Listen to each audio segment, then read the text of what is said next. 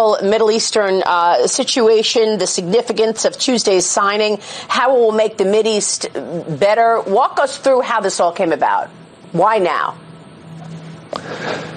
Yeah, so that's the right question. These overnight successes, as you know, Maria, in life are from years of hard work. For 3 years, President Trump has taken a fundamentally different approach. The establishment Middle East policy was that you had to resolve the conflict between Israel and the Palestinians first. The President came to understand quickly that the real threat to these countries was the Islamic Republic of Iran. So we flipped the narrative. We worked to deliver a coalition to get the Gulf states to work together, to convince them that they could, in fact, work alongside and partner with and do commerce with the state of Israel and recognize them, and that they would be safer, their people would be more prosperous. Those were the central underpinnings. It then took action. It took principled action on behalf of President Trump and our administration to convince them that the Americans would be there.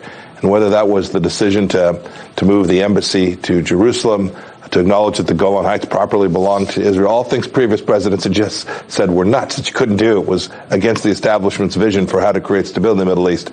And then the work that we did to kill Qasem Soleimani and take down an enormous threat to everyone in the region. I think those things gave these Middle Eastern states the trust, the confidence that the United States would stand behind its commitments, and it created the space for not one but two agreements, for the first two in over a quarter of a century, between Israel and the UAE, and between Israel and Bahrain, that will make the lives better for each of the peoples of each of those three countries. It's really quite a momentous day. We hope there's more to follow.